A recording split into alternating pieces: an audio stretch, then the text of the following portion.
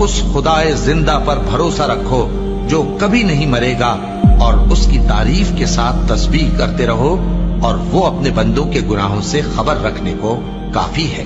वही जिसने आसमानों और जमीन को और जो कुछ इन दोनों के दरमियान है 6 दिन में पैदा किया, फिर अर्श पर जलवा अफरोज हुआ। वो जो रहमान यानी बड़ा मेहरबान है, तो उसका हाल किसी बाखबर से दरियाफ्त कर लो। और जब इन कुफ्फार से कहा जाता है कि रहमान को सजदा करो, तो कहते हैं और रहमान क्या होता है? क्या जिसके लिए तुम हमसे कहते हो हम उसके आगे सजदा करें? और वो इस बात से और बिदकते हैं। बड़ी बरकत वाला है वो जिसने आसमान में बुर्ज बनाए और उनमें आफताब का निहायत रोशन चराग और चमकता हुआ चांद भी बनाया। और वही तो है जिसने रात और दिन को एक दूसरे के पीछे आने जाने वाला बनाया।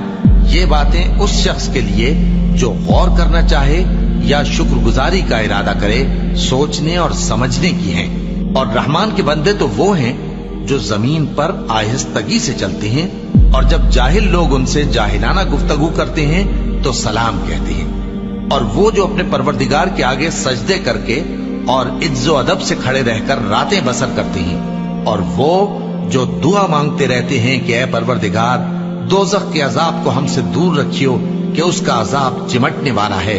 बेशक दोज़ख ठहरने और रहने की बहुत बुरी जगह है। और वो कि जब खर्च करते हैं तो न बेजा उड़ाते हैं और न तंगी को काम में लाते हैं, बल्कि एतदाल के साथ, न जरूरत से ज्यादा न कम। और वो जो अल्लाह के साथ किसी और माबूद को नहीं पुकारते, और जिस शख्स को मार डालना अल्लाह ने हराम किया है उसको कत्ल नहीं करते मगर जायज तरीक यानी शरीयत के हुक्म से, और बदकारी नहीं करते। और जो ये काम करेगा सख्त गुनाह में मुब्तला होगा। क़यामत के दिन उसको दूना अजाब होगा और वो जिल्लत व ख्वारी से हमेशा उसमें रहेगा। मगर जिसने तौबा की और ईमान लाया और अच्छे काम किए, तो ऐसे लोगों के गुनाहों को अल्लाह नेकियों से बदल देगा। और अल्लाह तो बख्शने वाला है, मेहरबान है। और जो तौबा करता और अमल नेक करता है तो बेशक वो अल्लाह की तरफ रुजू करता है।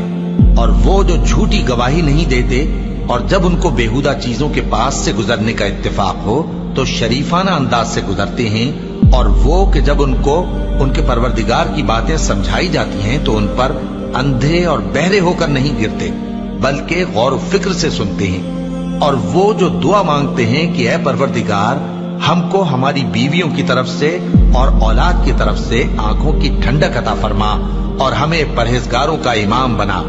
इन सिफात के लोगों को उनके सब्र के बदले ऊंचे ऊंचे महल दिए जाएंगे, और वहां फरिश्ते उनसे दुआ व सलाम के साथ मुलाकात करेंगे।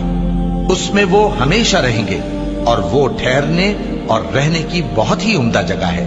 कह दो कि अगर तुम अल्लाह को नहीं पुकारते तो मेरा परवरदिगार भी तुम्हारी कुछ परवाह नहीं करता। तुमने तकजीब की है, सो अब मुठभेड़ होगी।